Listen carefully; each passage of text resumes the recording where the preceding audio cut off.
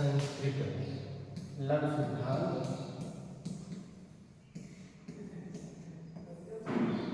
संस्कृत में आज हम लोग पढ़ेंगे लघु सिद्धांत कौमुदी।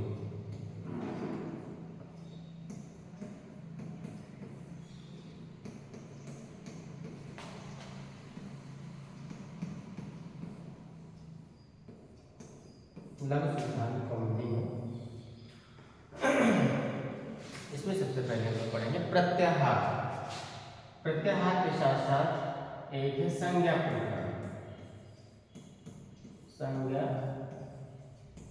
प्रकरण में सबसे पहले हम लोग माहेश्वर सूत्र का अध्ययन करते हैं।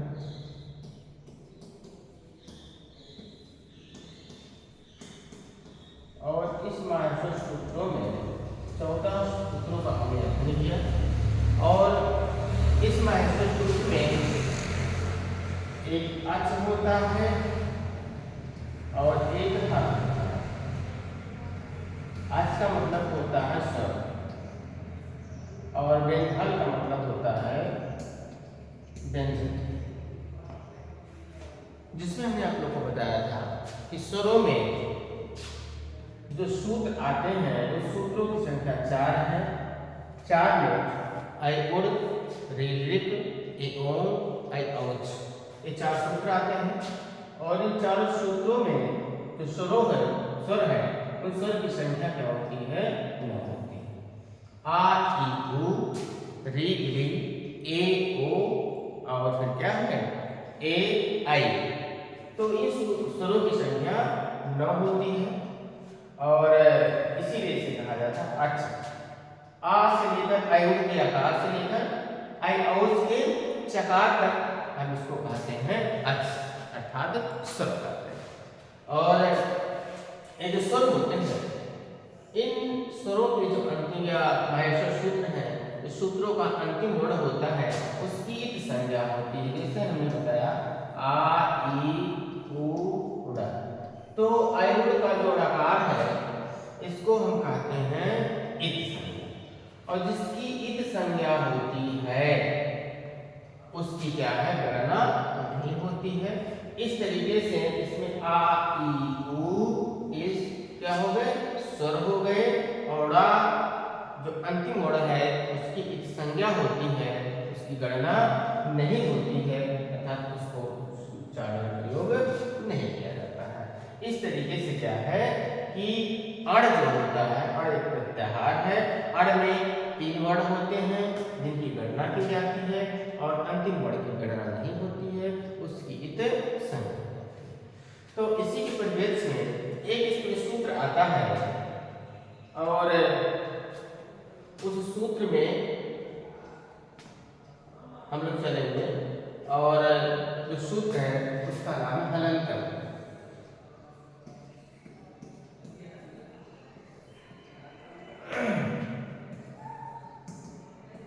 हलंतम एक सूत्र है। तो इसका कहने का तात्पर्य ये है कि जो अंतिम हल है अर्थात सूत्रों का जो अंतिम वर्ण है, जो अंतिम वर्ण है, अंतिम वर्ण की क्या होती है? हल संज्ञा होती है। उसकी हल संज्ञा होती है। और जिसकी हल संज्ञा होती है उसकी भी गणना नहीं होती है। जैसे हमने कहा री री, तो इसमें जो हल संज्ञा है का, क्या है? का। तो इसमें अंतिम वर्ण का है, इसलिए इसकी हल संज्ञा हो जाएगी। हलंतम अंतिम वर्ण हल की इत संज्ञा हो जाती है, अर्थात क्या है? उसको हल संज्ञा कहते हैं। जैसे इसमें का, अर्थात का को ककार कहा जाता है। ककार की हल संज्ञा हो गई, हल संज्ञा हो गई अर्थात उसकी गणना नहीं होती है। इसी तरीके से ए ओम है, ए ओम, तो इसका जो अंतिम वर्ण है इसका भी हल संज्ञा हो गया, इसकी भी गणना नहीं होती है। आई आउच, तो इसकी भी जो चा है अर्थात चकार, क्या है चकार, तो चकार की भी गणना नहीं होती है क्योंकि यह अंतिम वर्ण होता है। अंतिम वर्ण होने की वजह से इसकी गणना नहीं होती है और इसकी हल संज्ञा हो जाती है। इस तरीके से अयुर का णकार और रील का ककार, एवं का नकार और अयौच का चकार, जो ये वर्ण होते हैं उसकी गणना नहीं होती है अर्थात उसकी हल संज्ञा हो जाती है। तो हर सूत्र एक सूत्र है। महर्षि पाणिनि ने सूत्र दिया था हलंतम सूत्र संज्ञा प्रकरण में। इसका तात्पर्य यही है कि जो वर्णों का अंतिम हल है उसकी हलंतम सूत्र से हल संज्ञा हो जाती है और उसकी क्या हो जाती है, इत संज्ञा हो जाती है, उसकी गणना का प्रयोग नहीं किया जाता है। अर्थात इस सूत्र से जिस भी शब्द में जिस भी वर्ण का अंतिम जो शब्द का जो अंतिम वर्ण है उसकी हल संज्ञा हो जाती है और जिसकी हल संज्ञा हो जाती है उसकी संज्ञा हो जाती है और जिसकी संज्ञा हो जाती है उसकी गणना में उसका प्रयोग नहीं किया जाता है। ठीक, तो एक हो गया आपका हलंतम सूत्र। उसी तरीके से एक और सूत्र है और इस सूत्र में इसके बाद हम पढ़ेंगे तस्य लोपः। तस्य लोपः एक सूत्र है, तस्य लोपः। तस्य लोपः क्या होता है? तस्य मतलब उसका, तस्य मतलब उसका,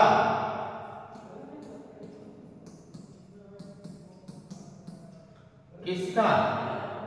जिसकी इत संज्ञा होती है अर्थात ऋकार की, जिसकी इत संज्ञा होती है उसका क्या हो जाता है, लोप हो जाता है। अर्थात आयुर के ऋकार की इत संज्ञा होती है, इस वजह से उसका क्या हो जाता है, लोप हो जाता है, अर्थात उसकी गणना का प्रयोग नहीं किया जाता है। इसी तरीके से क्या है, रिलिट है, ऐसा अंदर है, कहा सुत से इसकी संज्ञा हो गई और जिसकी संज्ञा हो जाती है उसका तस्य लोपः एक सूत्र है। इस तस्य लोपः सूत्र से रिलिट प्रकार का क्या हो जाता है, लोप हो जाता है। उसी तरीके से अन्य सूत्र है, जैसे होता है हैवरट। तो हैवरट में सामान्यतः 5 वर्ण है, लेकिन इसका जो अंतिम वर्ण है इसको हम इत संज्ञा कहते हैं, इत संज्ञा कहते हैं और जिसकी इत संज्ञा होती है उसका क्या हो जाता है, तस्य लोपः से लोप हो जाता है, तस्य लोपः से लोप हो जाता है, अर्थात इसका प्रयोग उच्चारण में नहीं किया जाता। तो महर्षि पाणिनि, क्या नाम था उसका, महर्षि पाणिनि, इन्होंने अपनी पुस्तक लिखा था अष्टाध्यायी।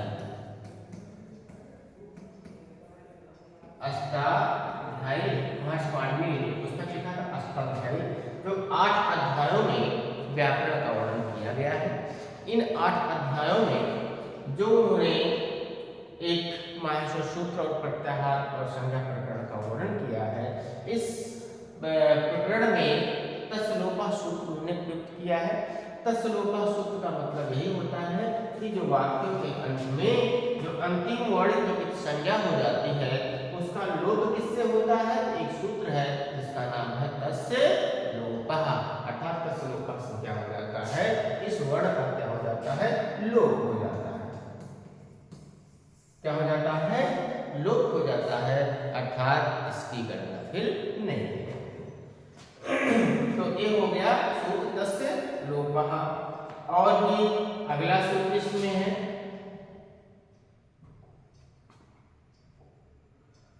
अदर्शनम लोपः।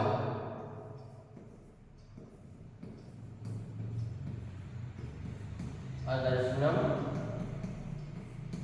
लोपः एक सूत्र है जिसे महर्षि पाणिनि ने दिया है। अदर्शनम लोपः क्या है?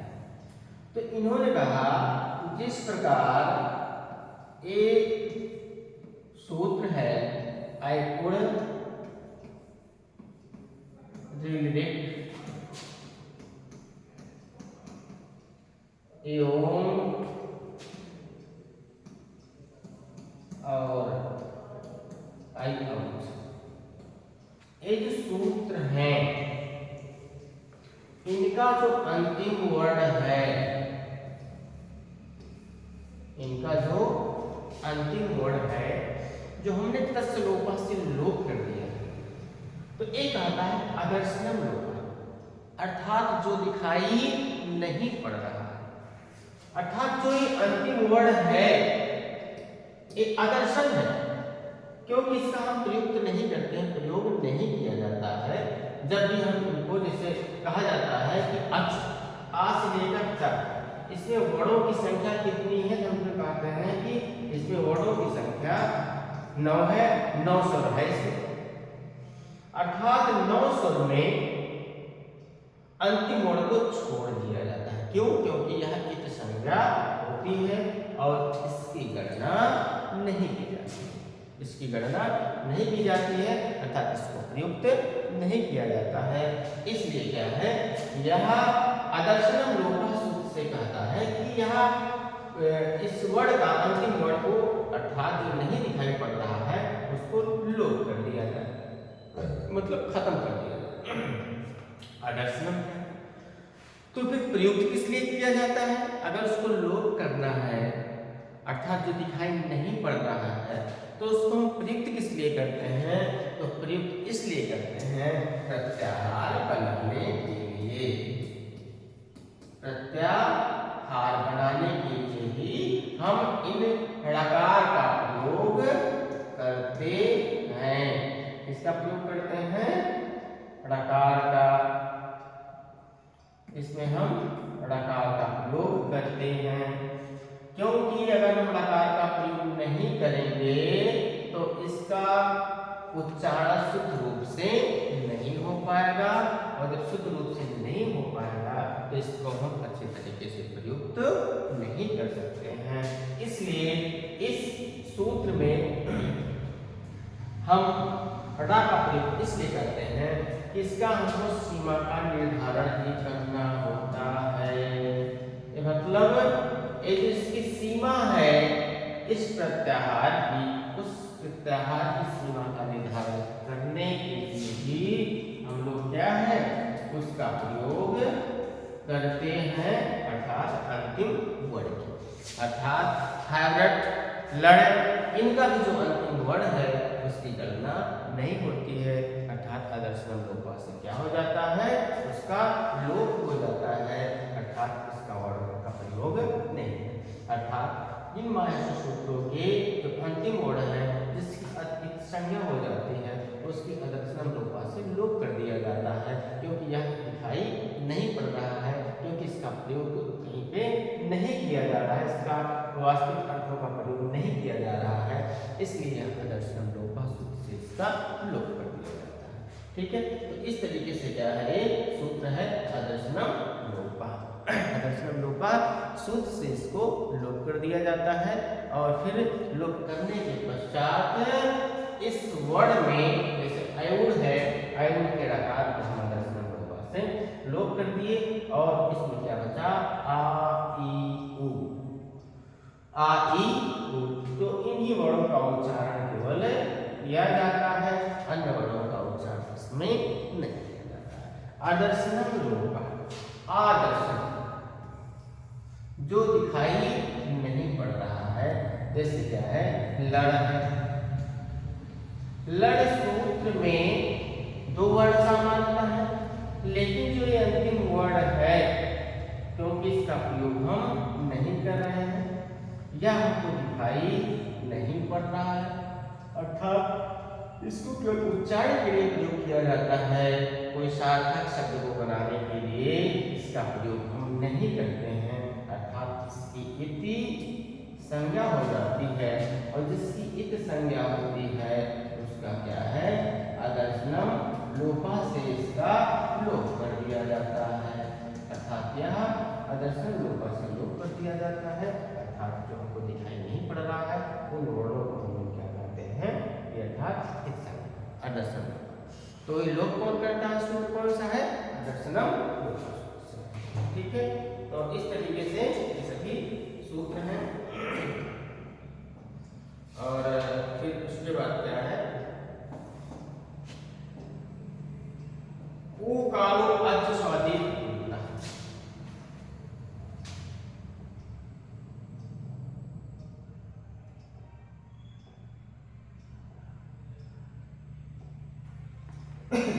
ऊ कालो अज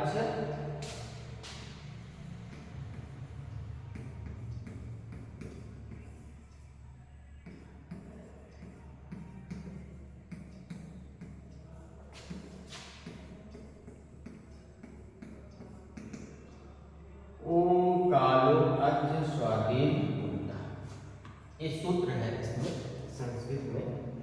और ओम कालो क्या है कि जैसे मैंने कहा ओम का मतलब छोटा ओम, बड़ा ओम और तीन मात्रा। इसमें एक मात्रा, इसमें द्विमात्रा और इसमें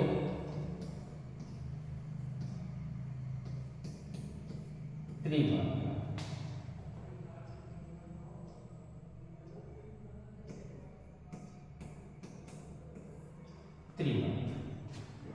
तो ओम काल, काल का मतलब समय, काल का मतलब क्या होता है, समय। ऊ का मतलब क्या है, ओम का एक मात्रा, द्विमात्रा, तीन। अज स्वाधीन कुलता, अर्थात इसमें क्या है, अज स्वदीर्घ कुलता। तो इसमें क्या है कि तीन वर्ण का उच्चारण से होता है अच स्वादा कुलता। तो जिसमें एक मात्रा होगा उसको हम कहते हैं हर्ष, क्या है, हर्ष कहते हैं। द्विमात्रा जिसमें होता है उसको हम दीर्घ कहते हैं, और जो तीन मात्रा होता है उसको हम क्या कहते हैं, कुलित। क्या कहते हैं, कुलित। ओम कालो अच स्वा तीर कुलता, अर्थात ऊ एक मात्रा है इसको हम हर्ष कहेंगे, ऊ द्विमात्रा है इसको हम दीर्घ कहेंगे, ऊ त्रिमात्रा है इसको हम कुलित कहेंगे। तो जिन वर्णों के उच्चारण में जितना समय लग रहा है, समय के आधार पर जिन वर्णों में जितना समय लग रहा है उसको हम क्रमशः, जिसमें सबसे कम समय लगेगा उसको हम क्या कहेंगे, इसमें हर्ष कहेंगे।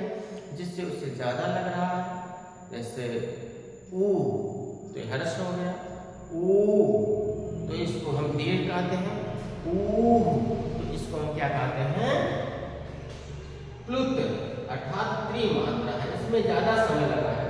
इसमें कितना समय लगा है, ज्यादा समय लगा है। इसलिए क्या है, इसका वर्णन करने के लिए क्या है, इसमें हमने बताया कि एक मात्रा, द्विमात्रा, त्रिमात्रा, अर्थात तीन तरीके का इसमें वर्णन किया गया है, हर्ष, दीर्घ और प्लुत का। एक मात्रा में हर्ष होगा, द्विमात्रा में दीर्घ होगा, तीन मात्रा में प्लुत होगा। तो इसी तरीके से महर्षि पाणिनि ने सभी वर्णों का उच्चारण उन्होंने किया है। जैसे आ है, क्या है, आ है, एक मात्रा है। उसी तरीके से क्या है, बड़ा, क्या है, बड़ा, तो दो मात्रा हो गया। उसी तरीके से तीन मात्रा, क्या है, तीन मात्रा है। तो आ बड़ा और आ तो एक मात्रा, द्वि मात्रा और तीन मात्रा, अर्थात त्रिमात्रा। तो इसमें क्या है, त्रिमात्रा के रूप में इसका प्रयोग किया जाता है। अर्थात इसमें आ बड़ा और आ प्लुत। तो इसी तरीके से हर एक वर्ण के, इसी तरीके से हर एक वर्ण के तीन मात्राएं होती हैं, अज स्वदीर्घ पुलता। तो इसमें क्या है कि जिसमें जितना उच्चारण रहेगा, जिसमें जिन वर्णों के उच्चारण में जितना समय लगेगा, समय के आधार पर उन वर्णों का निर्धारण किया जाता है कि ह्रस्व है, दीर्घ है या प्लुत है। तो उसी के अनुरूप में हम लोग इनका इन वर्णों का उच्चारण करते हैं। उसी तरीके से जो भी महेश्वर सूत्र है, उन प्रत्याहार है, उन प्रत्याहारों में सभी वर्णों को इन वर्णों के रूप में विभाजित किया जाता है और हर वर्ण के ह्रस्व, दीर्घ और प्लुत होते हैं। जितने भी वर्ण हैं उन सब के अर्थात एक मात्रा, द्विमात्रा, एक मात्रा ह्रस्व, द्विमात्रा दीर्घ, त्रिमात्रा प्लुता का प्रयोग किया जाता है। अर्थात इन सभी से हम लोग क्या करते हैं, उसका निर्धारण करते हैं। ठीक है,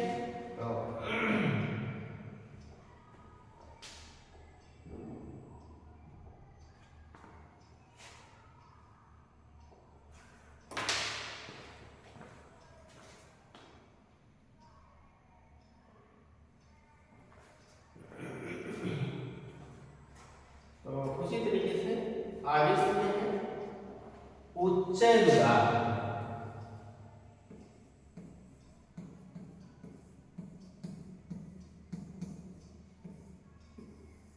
उच्चैरुदार जब हम किसी भी वर्ण का उच्चारण, जब हम किसी भी वर्ण का उच्चारण उसके उच्चारण स्थान से, उसके उच्चारण स्थान के ऊपर वाले भाग से हम लोग करते हैं तो उसको उच्चैरुदार कहते हैं। क्या कहते हैं, उच्चैरुदार। तो उच्चैरुदार जैसे हम लोग कभी कभी जो जैसे आ का उच्चारण स्थान जो कंठ है, आपको विचरणीय नाम कंठ है। आ का उच्चारण क्या है, आपको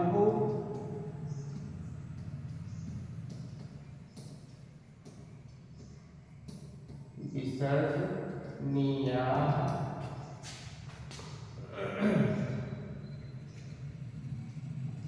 विसर्जनीया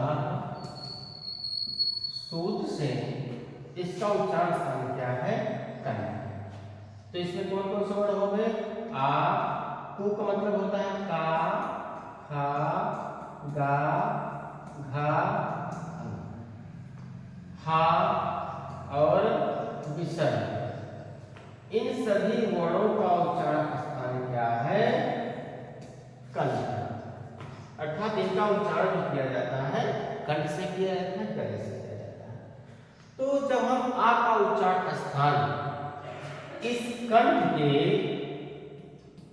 ऊपर वाले भाग से हम करते हैं, जो एक कंठ एक उच्चारण स्थान है, एक उच्चारण स्थान है। इस उच्चारण स्थान के जब हम ऊपर वाले भाग से इसका उच्चारण करते हैं तो उसको हम क्या कहते हैं, उच्चैरुदार। क्या है, उच्चैरुदार। अर्थात जैसे ओष्ठ होता है, उपपद्यमानी मानव ओष्ठ, तो जो उ का उच्चारण स्थान है वह ओष्ठ है। क्या है, इसका उच्चारण स्थान उ। तो जब हम इसका उच्चारण ओठ के ऊपरी वाले भाग से करते हैं, क्या है, ओठ के ऊपरी वाले हिस्से से, ऊपरी भाग से हम इसका उच्चारण करते हैं तो उसको हम कहते हैं उच्चैरुदार। अर्थात जब हम किसी वर्ण का उच्चारण करते समय उसके उच्चारण स्थान से ऊपरी वाले भाग से, अर्थात ऊपर वाले भाग से इसका उच्चारण करते हैं, उसको हम क्या कहते हैं, उच्चैरुदार। तो इसमें क्या है, जैसे हमने बताया ता, ता का उच्चारण स्थान क्या है? दंत है। तो लितु लशानाम दंतः, लितु लशानाम दंतः। तो ता का उच्चारण स्थान दंत है। तो दांत के जब हम ऊपरी वाले भाग से, दांत के ऊपरी वाले हिस्से से जब हम इसका उच्चारण करते हैं ता, ता, तो उसको हम क्या कहते हैं? उच्च रुदात कहते हैं। इसको हम उच्च रुदात कहते हैं। अर्थात क्या है कि ता का उच्चारण स्थान क्या है? दंत है। दंत के जब ऊपरी वाले भाग से इसका उच्चारण करते हैं तो उसको हम क्या कहते हैं? उच्च रुदात कहते हैं। ठीक है।